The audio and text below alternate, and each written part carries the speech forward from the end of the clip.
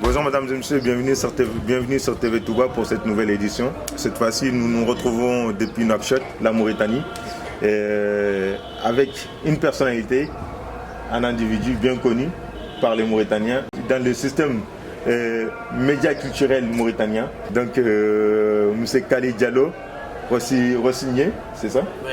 Voilà. Et bonjour, tout d'abord, sincèrement, merci beaucoup d'avoir répondu présent à cette invitation.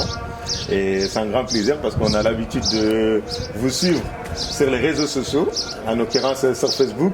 Mais avant d'arriver aux questions, tout d'abord, je vais vous laisser vous présenter. C'est qui est Khalid Diallo? Qui est Khalid Diallo? Khalid Diallo, merci d'abord à TV Touba pour l'intérêt porté sur ma modeste personne. Khalid Diallo, c'est un jeune Mauritanien qui a perdu ses parents très tôt, son père et sa mère très tôt, qui a grandi dans une famille française, qui a été adopté par une famille française, et c'est pour ça le Rochigneux. Khalid Diallo, Rochigneux sur Facebook. Le Rochigneux, c'est une identité pour moi, c'est mon identité familiale, c'est ma fierté que je porte. Aussi bien la fierté du nom de famille Diallo que le nom de famille Rochigneux. Khalid Diallo, je me définis comme un citoyen du monde, comme quelqu'un qui n'est pas coincé, qui n'est pas enfermé sur lui-même, mais qui s'est enraciné dans la culture africaine et qui s'est ouvert au monde. Voilà. Donc, merci pour cette présentation. Et d'ailleurs, on va rebondir sur la présentation parce que vous venez de dire que vous êtes un citoyen du monde, ouvert sur le monde, et avec son propre histoire, cela dit. Et parlant de monde, je sais que vous êtes président d'une fondation où vous avez fondé une association à la marmite du partage.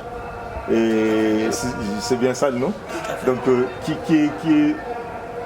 qui est axé sur le partage, sur le partage à travers les individus, à travers les savoir-faire et des besoins et des utilités. Donc, parlez-nous un peu de cette association. La Marmite du Partage est une organisation humanitaire qui a été créée il y a 10 ans elle a été créée. J'en suis le fondateur, mais c'est toute une équipe. C'est plus de 500, plus de 600, plus de 300 et quelques, plus de 400 et quelques. En fait, par saison, les jeunes augmentent et il y a des périodes où ça diminue parce qu'il y a des jeunes qui étaient là, qui ont voyagé, d'autres viennent. C'est une continuité, en tout cas, d'une mobilisation sociale de jeunes Mauritaniens qui se sont engagés dans l'humanitaire et dans le social. Donc la marmite du partage, c'est son nom. C'est un nom africain, c'est un nom humain. La marmite, elle symbolise dans la communauté africaine, dans la communauté de l'humanité, j'ai envie de dire, elle symbolise le partage. Chez nous en Afrique, tu peux rentrer dans une maison, venir dans la maison du voisin, manger. Tu n'as pas besoin d'appeler au téléphone pour prendre un rendez-vous, pour dire oui, je vais passer demain manger. Dans la culture africaine, on partage. On partage la nourriture, on partage l'eau du robinet, parce que souvent, c'est pas tout le monde qui a l'eau chez lui. Tout à fait. Et ça, c'est une réalité africaine. C'est aussi une réalité islamique. Donc du coup, c'est aussi le résultat de tout ce melting pot de voyages acquis à travers les multiples voyages que j'ai pu drainer à travers le monde, en France avec les Restos du Cœur de Coluche, un peu partout en Afrique, aux États-Unis. C'est un mélange de plusieurs cultures, de plusieurs brassages. C'est ce partage-là qui a été imprégné sur nos personnes que nous avons décidé de mettre en place et d'essayer d'apporter de l'aide, d'essayer de d'apporter de la force. C'est aussi le résultat de mon éducation, c'est une vérité. Khali, ce jeune qui était orphelin, qui a eu la chance d'aller vivre dans une autre famille qui a un père adoptif qui s'appelle Dr Christophe Rochigneur, qui m'a tout donné. Donc cette éducation que j'ai reçue, je me suis dit à un moment donné, il était quand même juste, et plus juste même, de rendre la monnaie de la pièce à ceux qui n'ont pas peut-être eu la chance comme nous d'avoir une famille qui est autour de nous, qui nous comble de tout. Et c'est aussi le résultat de plusieurs années d'expérience cumulée, de contacts, de relations qu'on devait mettre en application pour venir en aide à ceux-là qui n'ont pas les moyens, à ceux-là qui n'ont peut-être pas quelqu'un qui s'intéresse à eux parce qu'ils sont dans l'extrême pauvreté. Et c'est sur cette dynamique-là qu'est née la Marmite du Partage, qui aujourd'hui, après 10 ans d'existence, continue à offrir un repas chaud par là, à aider un malade, un indigène qui ne peut pas se soigner, à aller faire aussi du plaidoyer. Ce que nous faisons, il y a le plaidoyer.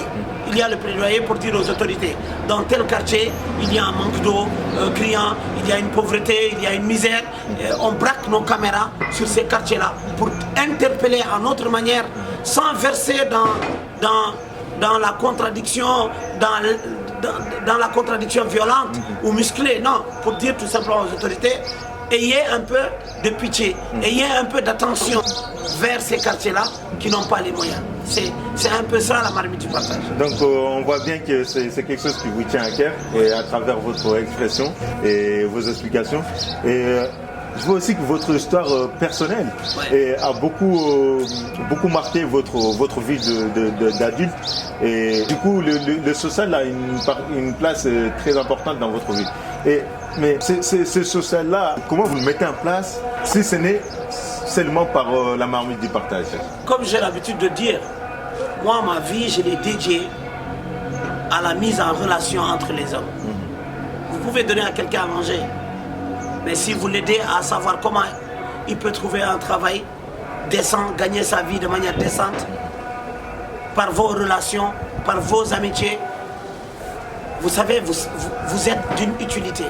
Moi, aujourd'hui, je suis très fier de dire que quand on crée la Marmite du Partage, en dehors de 3 personnes, je peux vous dire qu'il y avait énormément, sur les milliers ou de centaines de jeunes, ne se connaissaient pas. À travers cette idée de donner, d'aider les autres, ça a aussi permis de raffermir les liens entre les membres de la Marmite du Partage. Aujourd'hui, je peux vous dire qu'il y a plus de 7 couples qui se sont fondés à travers l'expérience de la Marmite du Partage. Ils ne se connaissaient pas, ils ont fait de l'humanitaire ensemble. Finalement, ils ont eu la chance de se marier et de vivre ensemble. Moi, je pense que c'est ça la victoire. La victoire derrière ce que nous faisons, derrière ce que nous aidons aussi d'autres personnes par la volonté du Tout-Puissant à se retrouver, à vivre ensemble, à procréer des enfants de manière légitime à travers un mariage. Vous voyez, il y a des choses que les gens ne voient pas derrière l'action humanitaire que vous faites. Moi, ma vie, je la dédie au partage. Je la dédie à la sincérité. Je la dédie à l'amitié, à l'entraide. Parce qu'en réalité, si on ne s'entraide pas, qu'est-ce que nous ferons? Nous ne ferons que vivre dans l'individualisme et l'égoïsme. Aujourd'hui, personnellement, j'ai choisi, et c'est l'une des raisons qui fait que j'ai accepté de vivre en Afrique. Parce qu'ici, c'est l'expression de l'entraide. Chaque jour, vous pouvez rendre heureux quelqu'un qui était malheureux. Chaque jour, vous pouvez permettre à quelqu'un d'accéder à quelque chose qu'il ne pensait pas ou qu'il n'imaginait pas possible d'y accéder. Je pense que c'est ce truc-là qui me donne la force et qui me donne l'envie de continuer à rendre service, et de manière très humble, de manière très responsable et de manière très sincère. Parce que aussi, ce que vous faites, vous n'avez pas besoin de vantardise, vous n'avez pas besoin d'attirer la lumière sur vous. Non, si vous le faites, continuez à le faire de manière discrète. Il y a des actions multiples qui ont été menées dont on n'a jamais communiqué. Et ça, l'autre partie où les gens ils mettent de la visibilité sur les activités que nous faisons, c'est aussi par rapport à nos partenaires. Quelqu'un ne peut pas vous faire confiance, vous remettre sur son bien, vous dire aider les démunis et vous ne lui faites pas de compte rendu. Tout à fait. Et c'est pour ça, cette partie, il y a une partie des dons que nous faisons, on met de la lumière, on met de la visibilité. Pourquoi? Pour dire de manière indirecte ou directe à celui qui a mis ses moyens, voilà, c'est ce que nous avons fait avec votre argent. À la fin de toutes les activités, depuis 10 ans, nous faisons un rapport financier, un rapport administratif qui sont envoyés à nos partenaires avec des lettres de remerciement. Ouais. Donc en parlant des lumières, après je vais revenir à une question, je revenais juste sur cette partie-là. Et à un moment donné, j'ai pu suivre, comme je vous ai dit, je vous suis beaucoup sur les réseaux. J'ai pu voir que certains vous reprochaient deux fois de vouloir tirer la lumière sur vous, votre personne. Donc comment vous expliquez cet acharnement sur votre personne? Ça me fait plaisir de répondre à cette question parce que vous savez, je donne toujours un exemple très clair. Le prophète Mohammed sallallahu alayhi wa sallam, en tout cas c'est notre référence nous les musulmans, il est le meilleur des êtres humains. Mais est-ce que cela l'a empêché d'avoir des ennemis? Est-ce que cela l'a empêché d'avoir des détracteurs au sein d'abord même de sa propre famille, ensuite au sein de la société? Et je ne souhaite même pas que tout ce que nous faisons soit quelque chose de parfait et d'apprécié par tout le monde. Non, il faut qu'il y ait des gens qui n'apprécient pas. Il faut qu'il y ait des gens qui apprécient. Il faut qu'il y ait des gens qui vous critiquent juste pour vous critiquer. Mais après, comme je dis, aujourd'hui, après 10 ans d'expérience, le temps ne nous permet plus de justifier. Le temps nous permet d'agir. Le temps nous permet d'aider. Que celui qui pense que ce que nous faisons n'est pas le mieux, eh bien le terrain il est grand. Qu'il vienne aider, qu'il vienne contribuer à sa façon, à sa manière. Parce que la société des démunis, la société des familles vulnérables a plus besoin d'action que de paroles. Celui qui critique et qui n'agit pas à côté de nous ou qui n'agit pas à sa manière, avec sa méthodologie, je pense qu'on n'a plus le droit de répondre à ce genre de critiques. Par contre, il y a des critiques constructives. Quelqu'un vous dit, il est préférable que quand vous mettez une photo, floutez le visage du bénéficiaire, quand vous faites ceci, faites cela, vous sentez que c'est constructif. Ça, il faut le prendre. Aujourd'hui, il ne faut pas s'énerver parce qu'on a des détracteurs. Il faut être très content parce que tu te sens au moins que tu es en train de faire quelque chose et peut-être que ton détracteur aussi, quelque part, tu as des détracteurs qui, parce qu'ils pensent qu'ils devaient le faire à ta place, ils n'ont pas pu le faire. Maintenant, comme j'ai dit, 10 ans, c'est une belle expérience. Et l'expérience, quelque part, elle vous demande le silence et la continuité dans l'action. En tout cas, merci pour cette explication. Et du coup, je reviens sur les jeunes et la jeunesse mauritanienne. Et je vois que, comme vous avez pu le dire, il y a beaucoup de jeunes qui sont engagés dans votre cause, dans votre association, qui est la Marmite du Partage. Mais aujourd'hui, j'ai envie de savoir, dans la Mauritanie d'aujourd'hui, à l'ère actuelle, quelle place ces jeunes occupent? Parce que j'ai l'impression que le constat est plus, comment dire, est plus sombre qu'elle paraît. Tout à fait. Donc, aujourd'hui, en fait, la réalité, c'est quoi? C'est que les jeunes s'impliquent à travers leur propre initiative.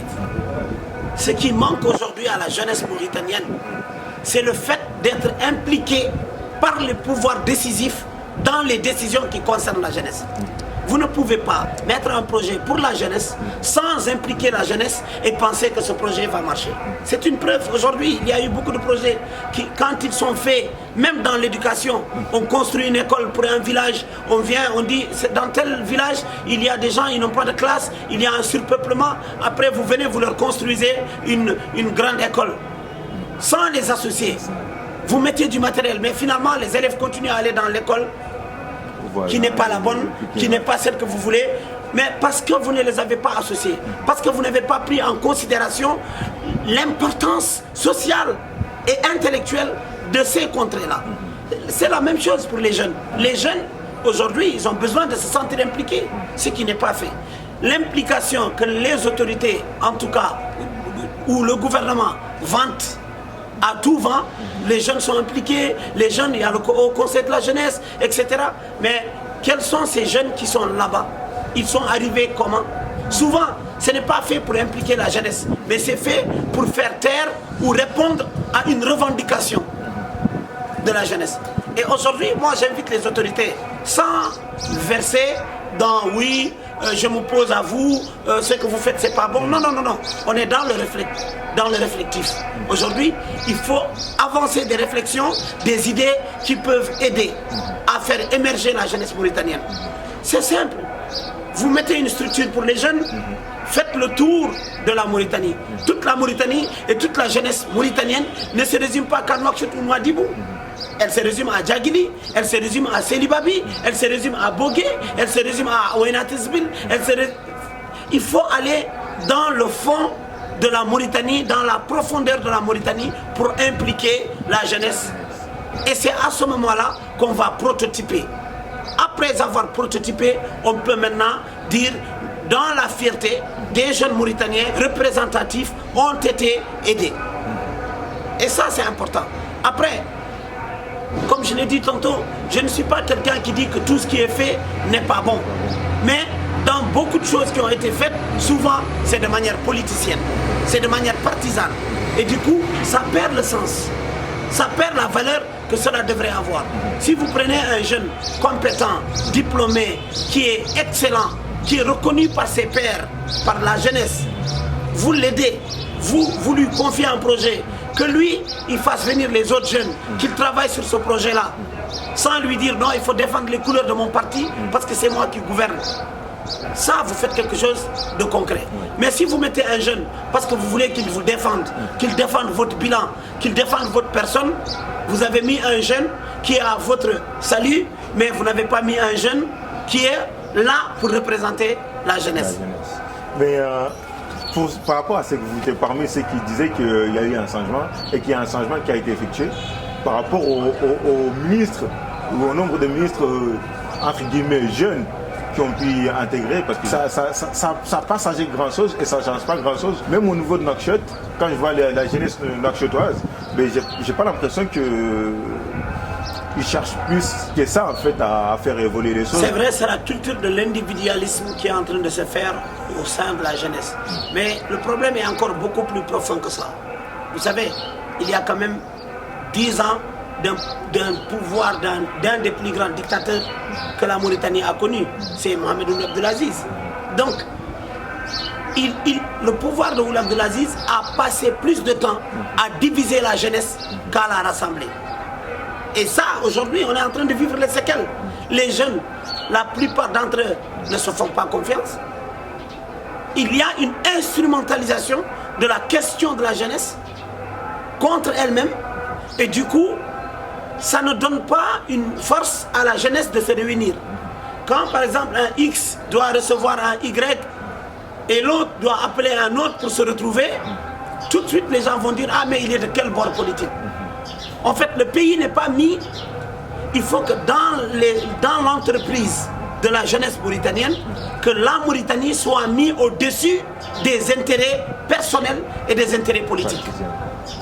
Tant que ce sont les intérêts personnels égoïstes et les intérêts politiques des partis qui sont mis en avant par rapport à l'intérêt national, la jeunesse va continuer à se faire disperser. Aujourd'hui, j'ai plus envie d'inviter les jeunes à se faire confiance, à se retrouver. Mais à partir de ce débat scolaire, on peut se retrouver. On peut ne pas être du même camp politique. On peut ne pas défendre les mêmes idées. Mais on peut au moins permettre le débat, la discussion. Parce que c'est de la contradiction. C'est dans le débat contradictoire que jaillit la lumière.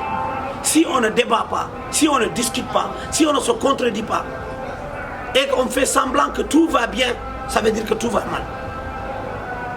Et il est temps que cette jeunesse-là s'approprie sa question. Il ne faut pas que la jeunesse démissionne. Aujourd'hui aussi, il y a une part de responsabilité de la jeunesse mauritanienne qui démissionne politiquement. Elle n'est active que pendant les campagnes politiques où on lui fait miroiter toutes les promesses du monde. Elle ne s'organise pas à pouvoir émerger, aller dans le cercle décisionnel pour changer la donne. Mais le problème est que je connais des jeunes qui sont là, qui sont diplômés, qui ont étudié, travaillent dans les marchés à vendre des petits trucs à la sauvette. Comment ces jeunes-là peuvent s'impliquer en fait? Oui, mais vous savez, la France avant 1789, c'était le pays des seigneurs et des serfs. C'était la violence, c'était la barbarie. Mais la France, dans son ensemble, s'est réunie pour mettre en place sa propre révolution. Il ne faudra pas qu'on se dise on est diplômé, on a fait des études, qu'on doit juste attendre la bonne situation pour avoir sa place. Droit, vous l'arrachez. Votre dû, vous le prenez. Si vous ne vous impliquez pas politiquement pour changer les questions politiques, si vous ne vous impliquez pas politiquement pour changer des décisions ou les orienter politiquement, vous allez rester sur le bord de la touche. Et vous risquez quoi? Vous risquez de pleurer votre avenir toute votre vie.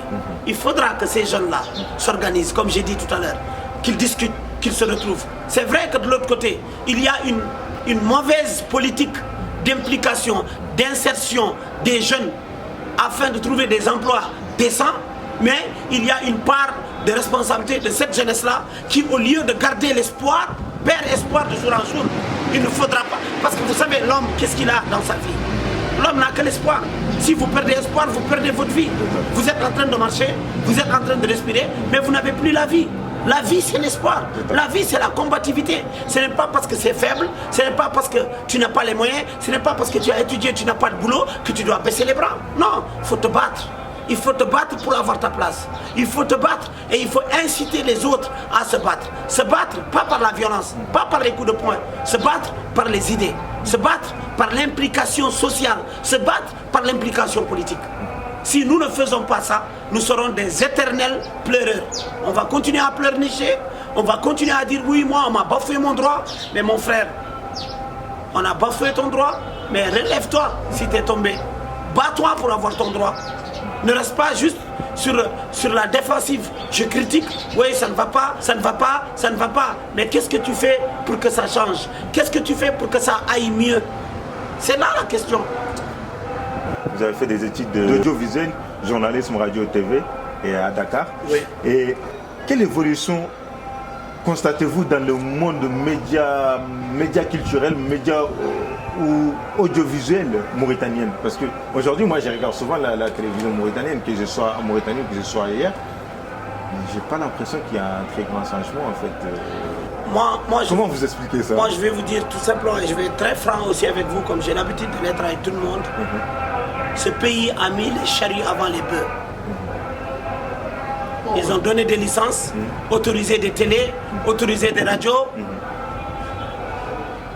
Et ils l'ont fait de manière juste à ce qu'on dise oui, la Mauritanie a libéralisé l'audiovisuel, l'espace privé, etc. etc. Je fais partie de ceux qui ont lancé la première télévision en Mauritanie privée, la télévision du Sahel. Au début, c'était très bien parti. Mais après, quelles sont les considérations qui sont rentrées? Il y a plus de français, il y a plus de poulard, il y a plus de ceci. Dans votre émission, il faut que ça baisse. Il faut mettre en valeur plus la culture maure que la culture des autres communautés. Après, ça a créé quoi? Ça a créé des gens comme moi qui n'acceptaient pas qu'on leur marche dessus et nous avons préféré démissionner et garder notre dignité. Aujourd'hui, le monde média culturel mauritanien va très mal. Il y a l'avancée, l'évolution de la technologie, mais il n'y a pas une évolution de la mentalité des décideurs qui détiennent l'audiovisuel et le monde médiatique mauritanien.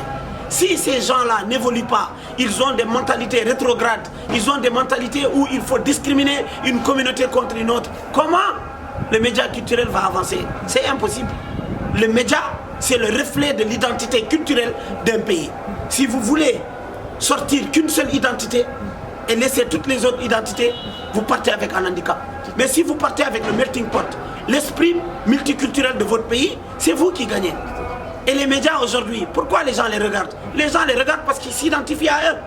Si vous ne vous identifiez pas à la télévision mauritanienne, qui, si elle ne sort pas une seule communauté, au bout de quelques minutes, elle va vous sortir des chameaux, mais vous allez vous retourner contre une autre chaîne étrangère pour la regarder. Les gens, ils regardent les télés sénégalaises, les télés maliennes, les télés ivoiriennes, les télés, etc. sur les bouquets canals. Ils ne regardent pas les télés mauritaniennes parce que les télés mauritaniennes ne sont pas représentatives des cultures mauritaniennes. Vous voulez qu'un Sonique regarde la télé mauritanienne? mettez-lui quelque chose de culturellement attaché, identique à la culture soninké. Vous voulez qu'un Maure regarde, donnez-lui de la culture Maure. Vous voulez qu'un Pulaar regarde, donnez-lui de la culture Pulaar. Mais si vous discriminez les cultures des uns et des autres et vous ne valorisez qu'une seule culture, c'est une seule communauté que vous valorisez qui regardera. Donc, enfin, pour finir, pour arriver sur la dernière question, quel avenir proposerez-vous à la jeunesse mauritanienne, si vous pouvez et si vous devez en proposer? La seule chose que j'ai à proposer aujourd'hui à la Mauritanie de manière générale et à la jeunesse de manière particulière, c'est de s'impliquer, de ne pas perdre, de ne pas baisser les bras, de ne pas se dire non, c'est perdu d'avance, nous n'allons pas lutter. Changer votre situation dépendra de vous. Allah subhanahu wa ta'ala a dit, je ne changerai que la situation d'un peuple qui veut changer sa situation.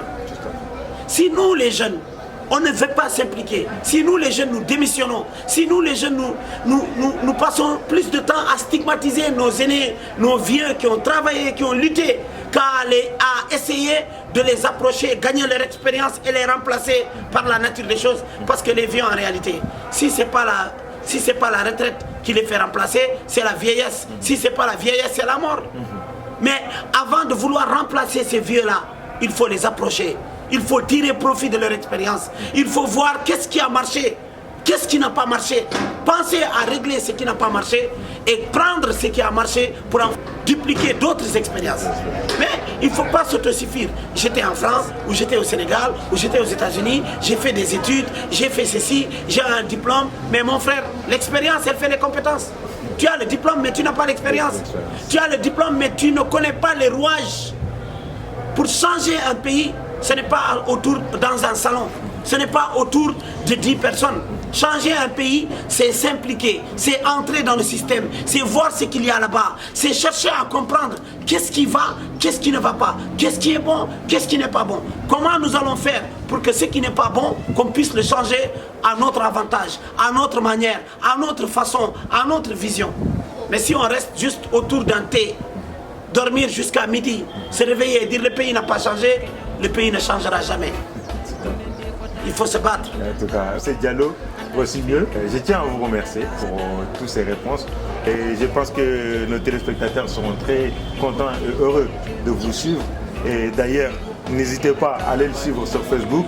Donc, comme c'est dit, Khalid Diallo, aussi mieux, sur Facebook et sur les autres réseaux sociaux. Il est présent, il écrit souvent, il parle souvent, il donne son avis sur des choses que beaucoup de jeunes, des fois, négligent. Mais aussi important que ce qu'on peut aimer comme le football.